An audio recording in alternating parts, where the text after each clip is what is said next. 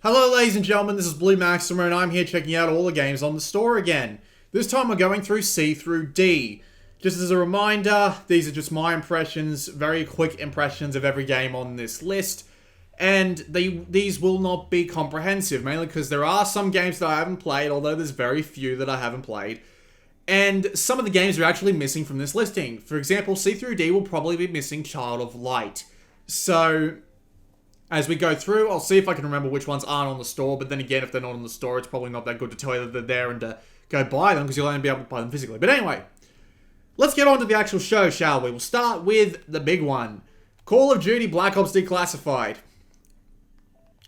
As a Call of Duty game, it's just barely on the level, but the problem is that it looks terrible, it runs like shit, it only supports up to 8 players, the maps are freaking tiny, they feel small even for 8 players, and the single player campaign is just like 8 or 9 scenarios where what's what I'm looking for?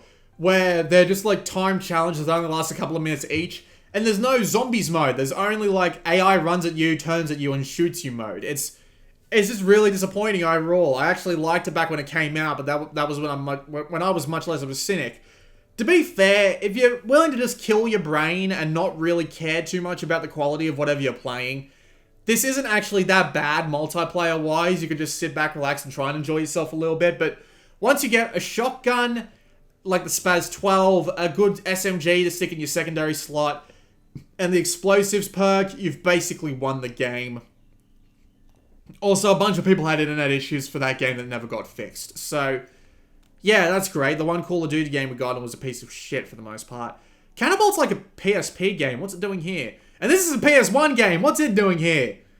I don't know. Castle Storm. Made by the people who brought you Zen Pinball 2. The idea is that you build your own castle. Yes, you actually build your own castle. You build all its different rooms. You build its defenses. You build where all its weapons are. And you can use like different buildings to get different units, and then you start playing a sort of tower defense game against the enemy, and you can send out different enemies. You can attack the enemy castle using like explosives and stuff like that, and it actually makes like the towers collapse. If you can knock out the foundations, the buildings above will fall in, and they'll lose access to those abilities. So if you continue on, you can even play like down in the ground as like a small little hack and slasher. It's even got a little hilarious story. And for a $10 game, yeah, I like it. I like it a lot.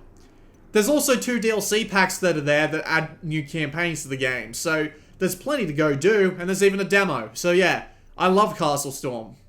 Highly recommended. Cell Damage HD. This game originally came out on the... Oh dear. You're going to have to look at those screenshots just down there because it makes the capture kit go out of focus. But, yeah, the idea is Cell Damage originally came out on PS2, Xbox, and GameCube. And they remastered it for release on the PlayStation platforms. It's a neat little game where it's basically a combat racer where there are races and there are, like, free-for-all gigantic bouts with lots of different weapons and crazy stuff like that. And there's lots of different modes. The unfortunate thing is that there's no online multiplayer, which kind of removes the game's longevity because there's no real story mode. It's just a bunch of like interconnected levels, and it's really not that impressive, honestly. If they had online multiplayer, this would pretty much be a recommended pickup, but then again, at the same time, nobody would be bloody playing it because it came out 2 years ago. Chronovolt, originally given away in 2012 as a PlayStation Plus game. Fucking cunt. Sorry, there is like a level of competence one would expect from a Vita game. Have it run at a decent frame rate, control decently, and not feel like an absolute rip-off of something else. Chronovolt does none of these things correctly. It runs terribly. It's a knockoff of Super Monkey Ball, which I believe actually came out before it. And it's just not fun in the slightest. Like, see those ratings. Even the worst games for Vita on this store get really high ratings. So for a game to get that low ratings, not great. Citizens of Earth. It's an RPG based around, or at least heavily inspired by, things like Earthbound. And it's meant to be really silly and just out there and wacky. It's a party-based RPG where you have 3 people serving you at the same time, and they've all got different moves and different purposes and all that. It's a pretty typical RPG gameplay setting, just with a bit of a weird thing going on with the theme, which is what Earthbound did, as far as I'm aware. I've never played Earthbound, which is probably why I didn't like this game very much. There was also a couple of bugs and glitches I had, 2 of which required me to reset the game, so that was a little bit unpleasant. Yeah, it's, personally, I didn't like it that much, but you'll find a lot of people think this game is fantastic, so maybe I'm not the best, but when I played it, I wasn't that enthused by it. The theme didn't really impress me that much, and I hit a few bugs, so that's what I thought of that. Coconut Dodge Revitalized. Future Lab, the bloody geniuses they are, made this. It's a very simple game that originally used to be a PlayStation Mini, and the idea is you just have to dodge coconuts that fall from the screen in specific patterns, and at some points they come in randomly, and you got to try and get a high score. Very simple, but also very nice if you're looking for something just to turn your brain off and play. So, yeah. Code Realize. Another freaking Atomi game. They released like 3 of these at once. I don't know why they didn't spread them out a bit. Not Axis themselves, but like there were like 3 that were coming out exactly the same time. It was ridiculous. But yeah, same sort of deal. Pick a lover. Try and get along with them. This one's actually set in like a weird steampunk futuresque London, which is it's actually kind of great. And you this time are actually a girl whose skin will make anybody burn to death if you even touch them, which is kind of great. Which means that the kiss that's about to happen here will kill the guy on the right. That's actually hilarious. Color Guardians. It's a 2D runner, except it's not 2D. It's like 3 lanes, and you have to go back and forth via the use of springs and try and collect as many of these things as possible to restore color to the world. It's not terrible. It's just kind of basic. It doesn't really do anything that interesting in its first few worlds, and it's a little bit frustrating with some of these platforms, but, it's not that big of a deal. It's not bad, but $15 is a bit expensive for it, honestly. Conception 2. This is a weird-ass game. The idea is you've got a bunch of girls. You're a male student, and there's a bunch of girls, and you have babies with them. You do a weird, ritual that has babies come out, and they're like, what's the word I'm looking for? Individual party members, and you use those party members to go through dungeons, and when they get old enough, they graduate to be helpers in your city, which is really, really strange. Yes, they call it classmating. It's freaking strange, man, but it isn't actually that bad. I mean, for $10, as it is right now, I'm not that opposed to it at all. It's even got Monokuma in it from Danganronpa. That's kind of strange. But anyway, we'll move along from that. The biggest disappointment of last year. Corpse Party Blood Drive is a sequel to 2 games on the PlayStation Portable.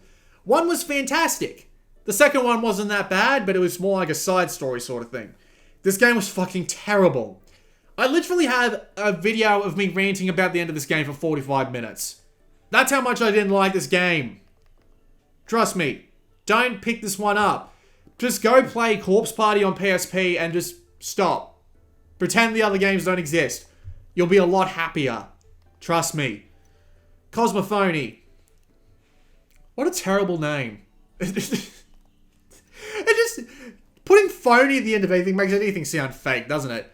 But anyway, it's a lane-based circular shooter, and you gotta try and get through as many as possible while also destroying as many of the targets as possible. It's not really like a shooter as much as it's a puzzle game, but they call it a musical shooter.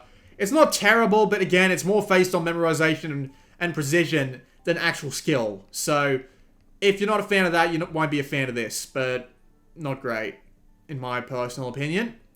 Not terrible, though, either. So, if you like those sorts of games, there you go. Counter-Spy is a 2-dimensional platformer where you go around a Soviet-inspired missile base. And you have to take cover behind things like pillars and different objects, and it is a 2D stealth game, so you have to try and sneak up on enemies and kill them and collect things and make your way out the level. It is a lot like Assassin's Creed Chronicles Trilogy now that I think about it, but yeah, they show this sort of scene here. This doesn't happen very often. they've made the scene look 3D. It's really 2D. It's all on a 2D angle, so you do get into interesting gunfights, but you can't stealth everything, and it's entertaining for what it is. It's just not fantastic. It doesn't really stand out in any way. It's a little strange. But it's not bad. It's worth a look. Crazy Market. It's a free-to-play game where you literally have to pick things up off a shelf and then drag it over the scanner and then put it back on the scanner. And you gotta try not to scan things like babies. You have to hand babies. Yes, babies can come up on the conveyor belt and you have to pass them off. It's silly. But, you know, free-to-play games are kind of like that. And obviously there's a bunch of different microtransactions, so... yeah. Criminal Girls, invite only.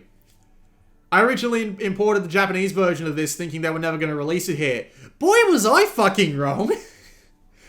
They did censor the hell out of it by making it so that the punishment scenes had a ton more fog and just made it look even worse. But, yeah, see, you can barely see shit. But, the RPG part of it wasn't actually that satisfying because the problem is that they'll only do the suggested things that they have there. So you have to rely on the fact that 2 or 3 of them will attack at once based on one of these. Because if a bunch of them decide not to do any attacks or something when you really need an attack, or a heal spell when you really need a heal spell, you're kind of screwed. Sure, you've got items and you can swap out individual party members to try and get your chances of a different strategy coming up better, but yeah, it's just not that satisfying in the long run. It's okay, but not great. You'll probably get frustrated with it pretty quickly. Crimson Land. It's a remake of a top-down shooter that originally came out for PCs back in the 90s. It's got a ton of gore, a ton of enemies, a ton of different weaponry, lots of levels, a bunch of different gameplay modes, and it's actually surprisingly entertaining. The screen gets absolutely covered in blood by the end, and it's really hard in the later levels, and you do need to focus on your strategy and all that. It's really fun, and I would recommend it. That's basically what I've got about it. It's got so much to it, and it's a lot of fun.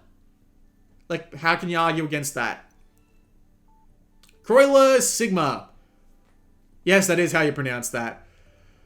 It's a circular arena battler where you have these circular arenas and you have to... Can I have an actual screenshot that shows off the arena, please?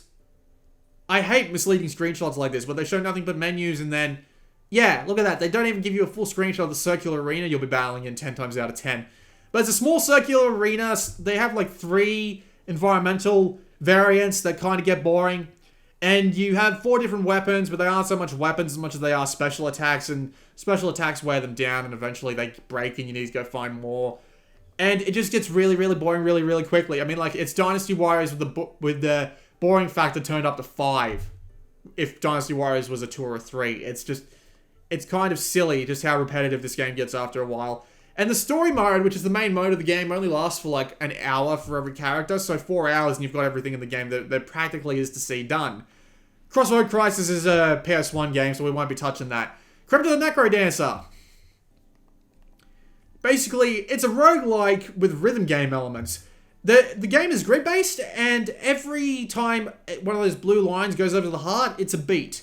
So you'll move, and everybody else will move. Well, if you don't move correctly, you'll lose your multiplier. But if you move correctly, you'll get multiplier bonuses, and you won't have to skip your turns. But if you move incorrectly, you'll fall off the beat, you'll lose your multiplier, and you'll lose a turn. And all the enemies move on the beat as well. So you move back and forth to attack, and then out of the way to avoid getting hit by them. There's a bunch of different enemies with a bunch of different tactics. There's lots of items, lots of unlockables, lots of different characters. There's even a mode that doesn't require you to use the beat. So if you're really desperate to see how this game works, you can get a character that doesn't require you to play the rhythm sections of the game. But still, the main point of the game is the rhythm. I absolutely hated this game because I couldn't keep my rhythm, but at the same time, I recognize it for what it is. A really, really good game. It's also got a lot of great music. For example, they've got remixes from the guys who made Shovel Knight and I think the guy who did VVV's soundtrack was also in this as well. Maybe, possibly. But yeah, really, really good game. I would say I love it, but I really don't. Curses and Chaos. It's a single screen 2D platformer where enemies come in waves and you have to beat them up. And the more you beat them up, you'll get things like sub-weapons and you'll get coins to buy items with. which you can then combine to turn into more weapons and stuff like that. And there's boss fights, and while it does say you can choose between 2 different characters, no difference between them. There is ad hoc multiplayer. It is actually recommended you bring one of those along because it makes the game a hell of a lot more fun. But it's got a gameplay loop which is actually really solid. The beating of the enemies feels pretty solid, and all the enemies have different patterns and stuff to learn, and you never feel like that it was the game's fault that you get hit, despite the fact that it's quite hard. It is pretty great. It is a pretty good game. Just don't play it by yourself if you can avoid it. Those 2 are bundles. We will avoid going through them. Damascus Gear. Operation Tokyo. This was published by Arc System Works, I believe. Yes, it was. This is actually made by them too, which is kind of neat. The idea is, it is basically a Diablo clone with a little bit of Armored Core stuck in there. So you've got a robot that you can get lots of different parts for. They all give you different levels of power, all sorts of different weapons. And you go through levels, you beat up enemies, you get better loot. And you just go on and on like that. And you move up the levels and you get more powerful parts as you go along. It's actually really enjoyable. I quite like it. And I would recommend it to anyone who's looking for this sort of game. There you go. There's also DLC packs. So you can keep going for a fairly long time. Like, I think I put like 6 hours into it and I was like halfway through the game. So, you know, it's not that long, but at the same time, you know, if you're looking for a good Diablo shoot and loot experience, except it's more like punch people in the face with a giant robot mech and loot, then there you go. Danganronpa 1 and 2. 2 of the best games on this system. So, the idea is, a killer bear has kidnapped you and your friend, well, not your friends, but a bunch of random people, and you have to go, and the idea is that there's a murderer. No, there's not a murderer. You can only escape by murdering someone, at least in the first game. And the idea is that someone will eventually die in every chapter, and you have to figure out who the murderer is, and you have to play a bunch of different mini games, and you have to basically have to solve it in the trial, although the trials are more guided than anything else, and it really does play more like a visual novel than a typical game, but that's just the way it works. And you can also do things like get to know all the characters that are still alive at that point, and it's really well written, really well done, the voice acting's great, and it's just a really, really good game, and it's the same with the sequel, which doesn't work entirely off the same premise, but at the same time, it's still pretty damn good. It is probably the better game now that I think about it. But yeah, both of those games are fantastic. Another episode really isn't. It's not a twin-stick shooter. It's a third-person shooter in the same universe that takes place in between the 2 games. And it's just, it doesn't have the theme, the mystery, or, well, there is a bunch of, like, horrible child horror in this game. And by horrible, I mean terrible, as in, like, not actually terrible, but, like, morally terrible.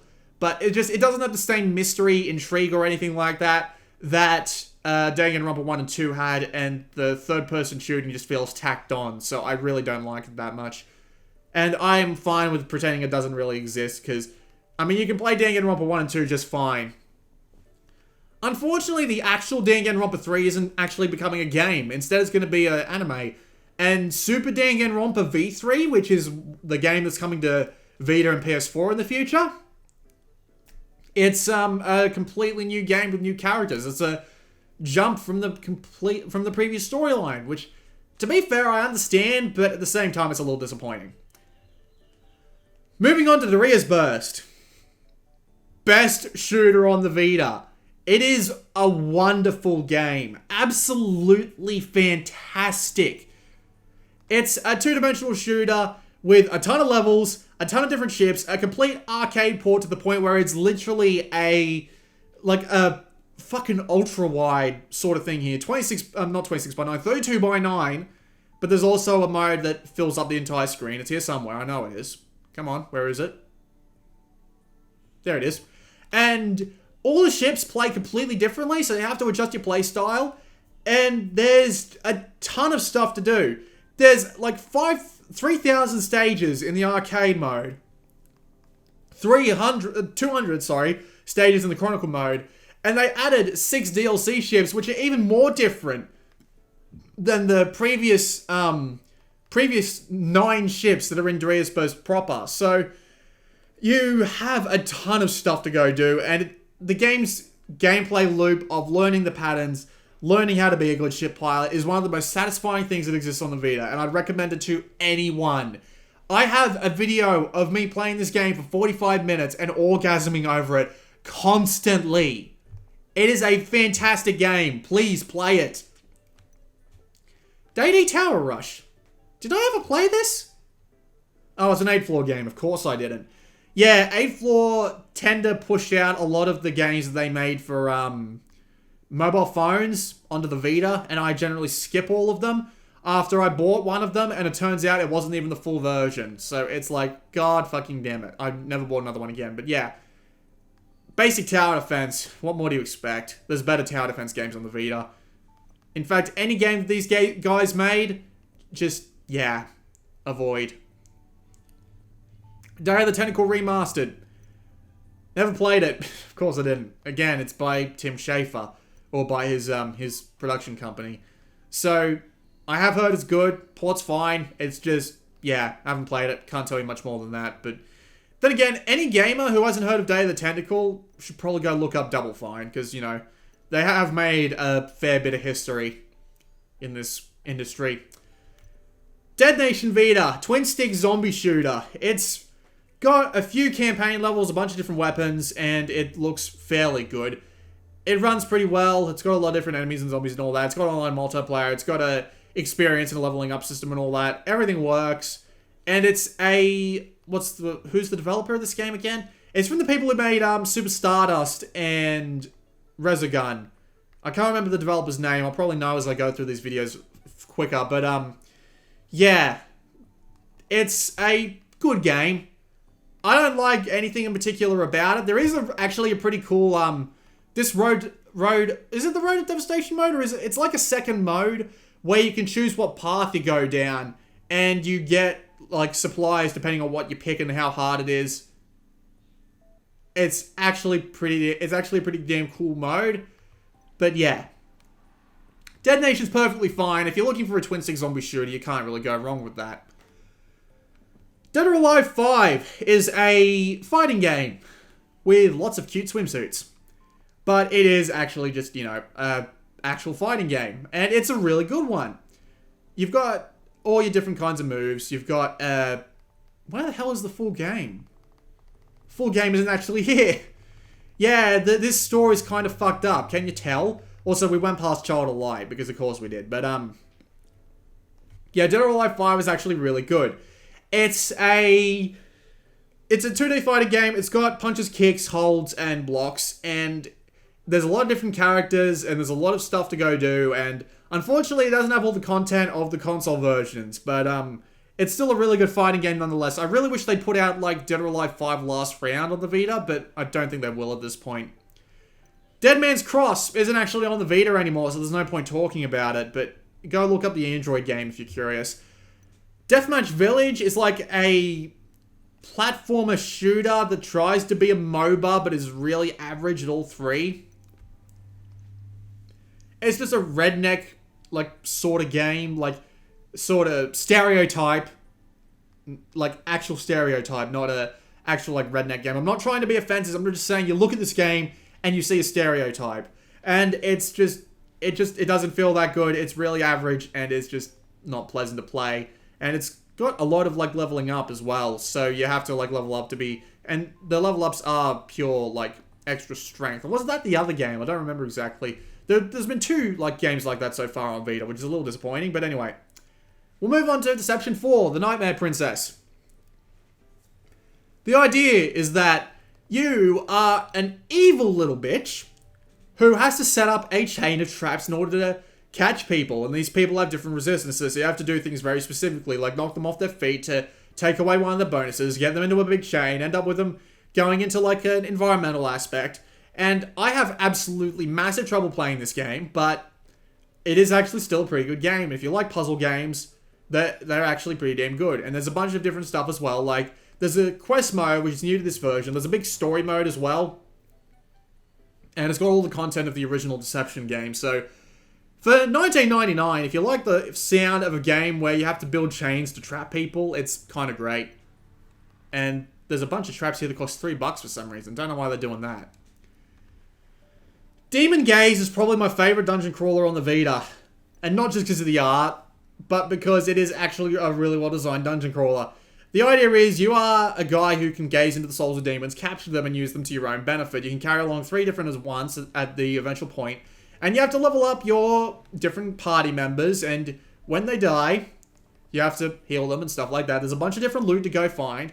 The idea is that you have these loot gems that enemies drop, and then you use them to actually get enemies to spawn, but if you use more gems at one time, then you have a better chance of better loot coming up. And it's just a really engaging dungeon crawler, and I really quite like it.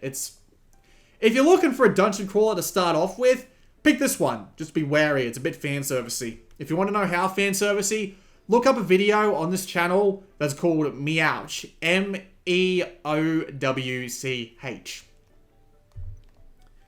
Dengeki Bunko Fighting Climax. It's a 2-dimensional fighting game with a bunch of Japanese characters that I never thought would come out here because I imported it. Then it came out. You're welcome. Yes, you can fight as the girl from My Little Sister Can't Be This Cute. What in God's name? I don't even know.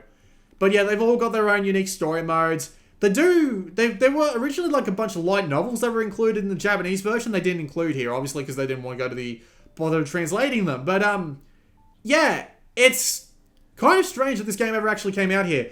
Unfortunately, the fighting isn't really as great as it could be. But, it just, yeah, it's not as satisfying as a game like BlazBlue or Guilty Gear or, what was the other game? Arcana Heart. But it's still not too terrible. If you're looking for a massive crossover game like this, then go right ahead. The only reason I imported this game was because the devil from, Mao Sadao from The Devil Was a Part-Time Worker is actually in it. That's the only reason I imported the game, honestly. But, yeah, it's alright. It's just not great. I'm not that big of a fan of it, but yeah. Desert Ashes. It's a free-to-play, I don't want to call it a knockoff, but it really is a clone of Advance Wars. You've got when it wants to show me an actual screenshot that has it and not just... See, you can see that it really is very heavily inspired by Advance Wars. You've got different units to spawn, you have to capture structures to get more money, you have a unit limit, which is determined by how many buildings you have, and you have to try and fend off the enemy. And it's a turn-based strategy game, and it does go from night to day over the course of several turns, which will freeze water and make it that you can walk across it, but if it unfreezes by going back to daytime when you're on the water, everything there dies. So that is an interesting little tweak to the formula, but mainly it is Advance Wars, and you can play by mail, at least I think you can, but yeah, you can come back into the game every day and check how a game's going over a turn time of 24 hours, which is pretty neat. So yeah, it isn't actually bad. Like, just because there's a client of Advance Wars doesn't mean that it's bad. And you can try it out for free too. You can get the tutorial and you get 2 CPU multiplayer maps. So yeah, it's well worth your time. Destiny of Spirits isn't actually up anymore, so there's really no point talking about it. But I did do a video on it back when it was in closed beta. So if you want to learn about that game, you can go have a look at that. Die Die Die is the most boring it's not even a twin stick, it's a single stick shooter. It's really boring. The concept is just weird. It just looks strange, and it really isn't that pleasant of a game. It's not satisfying to shoot the enemies down. It's just strange. It's really not worth looking at, trust me on this. Digimon Story Cyber Sleuth. This is a RPG yeah, this is a RPG focusing on everyone's favorite creatures, Digimon. Yes, I am smiling like a fucking liar, but the idea is you raise a team of Digimon with a massive evolution tree, and you can take them along battles with you, and you can have 3-on-1s, and then it's a 3-on-3 battle system, and you can swap out Digimon. They all have their own unique abilities. There's over 200 of them to find and raise. And there's a huge story to go along with it, and it's It's pretty damn good. I'm actually really looking forward to the new Digimon World game that's coming out, because they say it's basically a remake of the original Digimon World, which I fucking loved. So, yeah, I'm looking forward to that. And this is actually a pretty damn good RPG as well. It's pretty basic as things go. Like, they didn't do anything to advance the formula of, like, 3-on-3 creature breeding RPGs, but at the same time, there's still a fair amount of stuff here that you can go do. And it looks great. Like, all the Digimon look fantastic and have amazing animations, so, you know, well worth your time. The two Disgaea games. Fucking nuts. They have crazy stories, RPG elements with a ton of things. Like, you can dive into items, and they're all their own unique dungeons to power them up. You can do things like crazy stuff, like have votes that will do all sorts of different things and change the gameplay. You have all sorts of crazy chain attacks, and the levels can go up to 9999, which is ridiculous. And it's for a strategy RPG, it's just crazy. So, yeah, if you're looking for something that's a little bit crazy and a little bit new, while at the same time having a really interesting set of gameplay mechanics, these two games are well worth checking out. Epic Mickey 2. I never actually got around to playing this one, unfortunately, but it's a platformer where you go around and you paint the world to restore color to it, and it's a bunch of weird Disney references, and apparently you can play with friends as well. Again, I never really got into this one. I'm not entirely sure why, but I didn't. So, yeah. I'll move on to Dive Kick before I make even more of an ass of myself. Dive Kick is a 2-button fighting game. You can jump and you can kick. And the idea is that there are multiple characters, each with their own special abilities, that you can change by using the L and R buttons. And they've added a bunch of extra characters as well, because I don't remember the Fencer being in this game. But, yeah, you've got different abilities you can activate on the air and the ground, and they all move in different ways, which makes them surprisingly hard to predict. And yes, there is Johnny Gat from Saints Row. He is a thing. And the Fencer from Nidhogg. And it's actually a really interesting fighting game, because everybody dies in one shot. So the games are very quick. There's still a ton of strategy in them somehow. And it's a really good game. I really like it. And again, they added a bunch of stuff to it for free, so there's no reason not to pick it up and try it out, honestly. DJ Max Technica Tune, the last DJ Max game that ever came out before the whole company went out of business. The idea is it's a touchscreen rhythm game with 50-something songs, and it's actually really hard to play, because those notes that are like really dark notes are actually played on the back touchscreen. Or you can set it so you can play them normally, but it's actually really crowded on the Vita screen. If it was on a bigger screen, like a tablet, I wouldn't have a problem, but it just gets really crowded really quickly, and it's just a little disappointing, honestly. But it's still a perfectly fine rhythm game. It's just really hard, and you really do need to get used to it. So, yeah. I'd recommend Super Beat Sonic over this, because it's made by the same people, but there you go. Doctor Who: The Eternity Clock. 2D platformer, where you have to go as the Doctor, and you have to solve a bunch of stuff that's going on. I don't like Doctor Who very much, so I don't really know the drill. I haven't actually played this, so yeah, but it's a 2D platformer based around a TV show. How good can it possibly be, right? According to the ratings on the store, not particularly, because, you know, 4 out of 5 tends to be terrible in this industry. Doki Doki Universe. It's a game where you go around, explore different planets, and learn stuff about people and solve their problems in a sort of minimized puzzle game. And the idea is that you're meant to learn, like, about who you are personally as a player, along with the characters in the game. And it's very, very strange. Kind of worth it just for the weird stuff alone, but yeah, there is a free demo, and then you have to pay for pretty much everything else. It is a little strange, but yeah, it's very weird. If you like weird things, that's for you. Dokuro is a 2D puzzle platformer with absolutely fantastic chalk line art, and you are the prince who has to save the princess by getting through all the levels, and there's a few ways that you can do such a thing, and you have to keep her away from enemies and stuff like that, and it's pretty cute.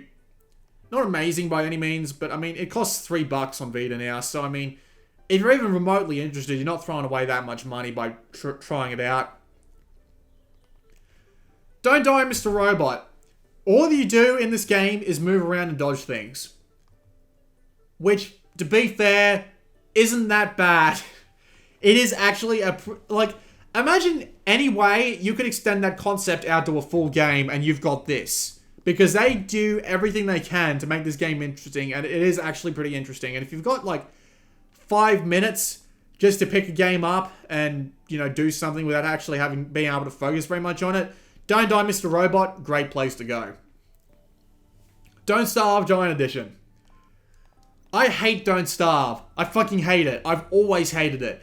Even when I played it with a friend and he basically did all the work because I had no idea what I was bloody doing. I hated it. But the idea is, you're stranded on a huge continent with a bunch of different things that are out to kill you. You have to try and both start doing things like farming food and keeping warm and making sure you don't go out in the dark, otherwise you will get eaten.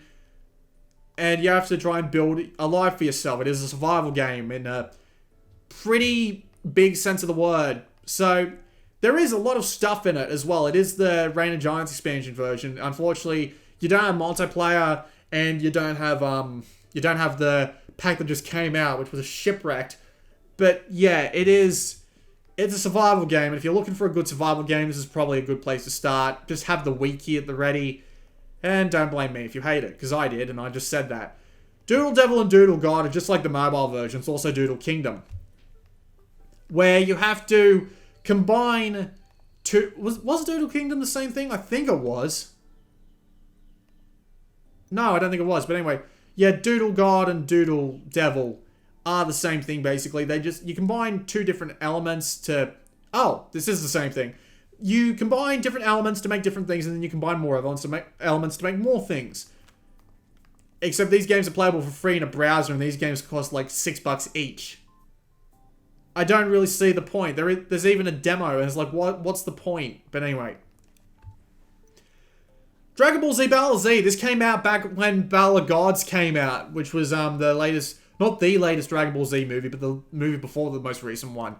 And it's a 3D RPG where you go through all the Z Saga, fighting all the different battles of the Z Saga with all the different characters, and you earn cards and items to make your character stronger, so it is an RPG sort of thing.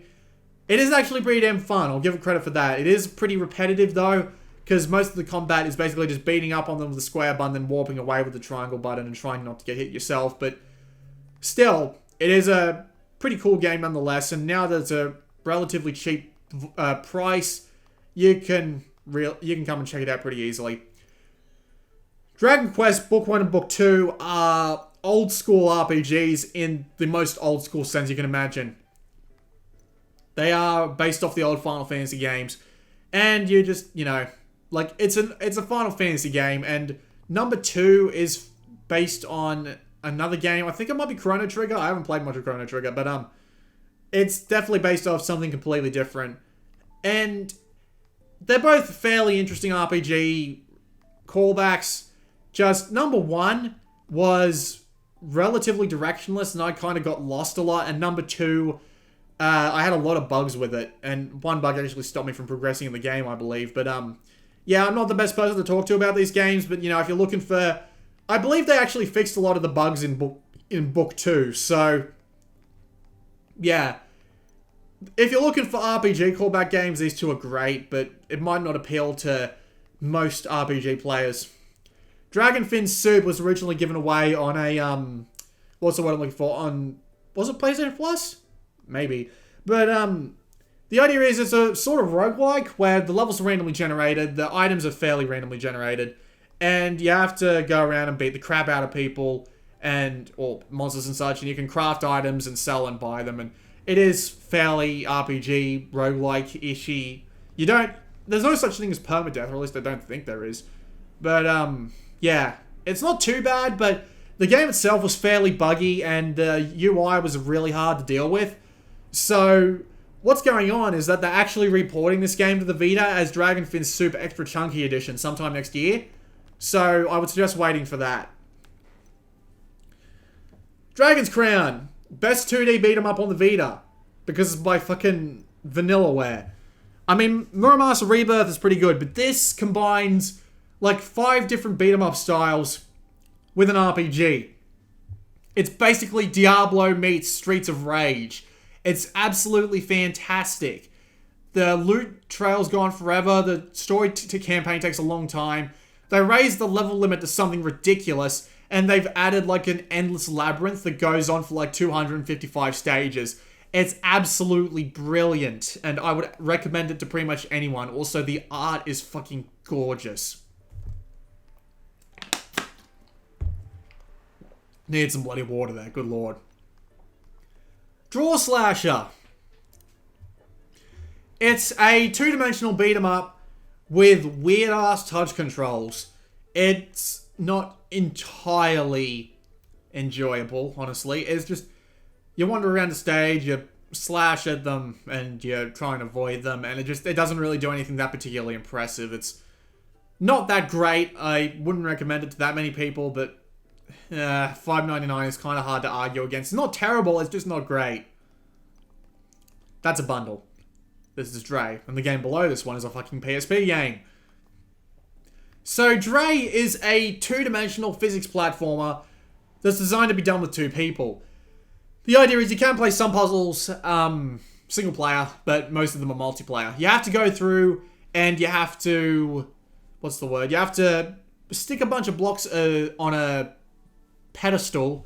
Like, you have to balance them and get them up to a goal block, and you have to do that with multiple different puzzle things getting in the way. It's alright, but it runs terribly, even for a game as simple as it. Like, see that screenshot? Well, that title card on the left there? Yeah, that's pretty much what the game looks like most of the time, and it still runs terribly. And the multiplayer, well, you have to actually rely on finding someone. But, yeah. Apparently it works with the Android and the iOS versions, but this version actually costs more than them, so I don't know why that is. Dungeon Hunter Alliance, probably not here. Oh, it is actually here. This is a Diablo clone in every sense of the word, but it's not really that satisfying. But then again, most Diablo games aren't that satisfying with its actual attacks, but its loot chains.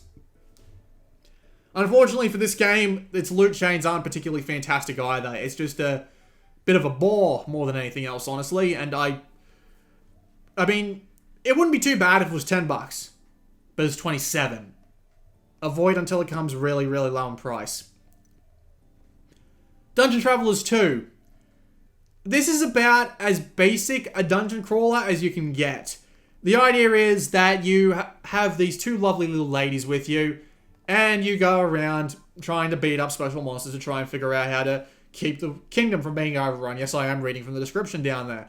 You build up a party of several members, and you have to command them to do specific attacks, and they all have their own different things and all that. It's a very typical DRPG, but it's really well put together. You can save anywhere, so, you know, doing risky things is, like, well worth the time. It's got a lot of fan service in it, because, I mean, all of the monsters that are anything more than cannon fodder are bloody girls, and admittedly they have some really creative ways of doing this, so I actually really like this game's art, but it's a very typical dungeon RPG, but it's still pretty damn good. It's really well put together, and it's probably the place I'd recommend you go after Demon Gaze.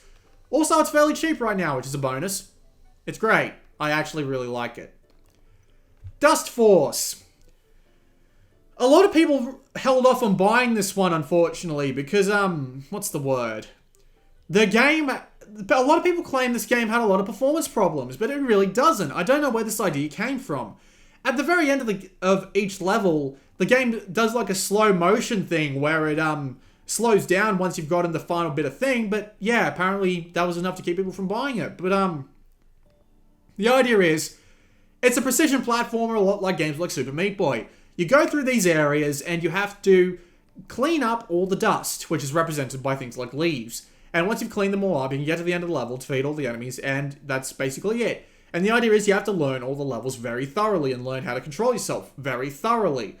And it is a really, really nice game. It's really well put together. It's got great music. It's got a ton of levels because, for some reason, they're not actually showing up here. But originally, they were, like, they did put up, like, 3 free map packs that give you, like, a bunch of different levels that originally came from the PC version. So, yeah, 36 levels for the Gamma map pack. The Beta map pack is another 36. Yeah, these are all free. So, 100 extra free levels along with all the basic ones. And while it is a precision platformer, it's got a ton of skill in it. There's a bunch of different characters that have a bunch of different characteristics, so you need to know who's best for the job. It is a really, really nice example of precision platforming. So, yeah. My throat is really starting to dry out, and I've only done 2 of these today. Fantastic. Anyway, Dynasty Warriors. There's a lot to talk about, but Dynasty Warriors 8 Empires is probably the worst of the lot that's on Vita, honestly, just because the actual empire management and stuff is really, really thin on the ground. You just have a bunch of stuff that you can do, and it doesn't really feel like it has any effect. You can just blast right through, even on the harder difficulties. Obviously, the harder difficulties are harder in combat, so, you know, if you're going with, like, nobody backing you up, you will die, but it doesn't engage me anywhere as much as I hoped it would. And this is also the worst performing version of Dynasty Warriors 8 on the Vita. So yeah, this is definitely the one to get last. Dynasty Warriors next is the one that came out with the Vita, and it's still pretty good. It's the same sort of Dynasty Warriors gameplay. It's hack and slash, where you have to go through and you have to beat up a bunch of enemies, like hundreds of enemies per stage. And you have to beat up... Choose my words carefully. You have to destroy other officers by, you know, attacking them, and they will try and attack you back and hurt you pretty badly. And you have to capture different outposts and then capture all of them. And the game's told throughout this. And there's also this weird, like, strategy segment where you have to go through and capture everything, but it's not really that interesting either way. And there are these really weird touchscreen battle sequences, though, that you can't turn off, which is really frustrating because they're the one thing that kept me from playing this game through to a platinum. There's also a multiplayer mode, which doesn't work online, so yeah, you need to play that to get the platinum as well, which is really frustrating. Extreme Legends Complete Edition is definitely the better version of all of them, though, which is weird because it actually came out second. But anyway, the idea is that you have the full-on story mode, which has like 5 or 6... Was it 5 or 6? Well, yeah, the 5 families in Lubu. So yeah, that's like 6 story modes. So there's a ton of story content. You've got the ambition mode, which is really interesting, and you build up your own place, and you can use it to get better weapons and stuff to take back to the full story. And then when you get to the second part, it basically turns into Dynasty Warriors Next all over again, but with with no touchscreen capabilities. So yeah, it's got a ton of content. It's probably the best Dynasty Warriors game on Vita. So yeah, this is definitely the one to pick up if you're going to pick up any one of them. There's also a ton of fucking DLC for it. Jesus Christ. Well, that was look through C through D. I'm going to go get my throat not dry, and I'm going to move on to E through F. So next time we're going to be doing E through F. This has been Blue Maxima, and I'll see you all next time.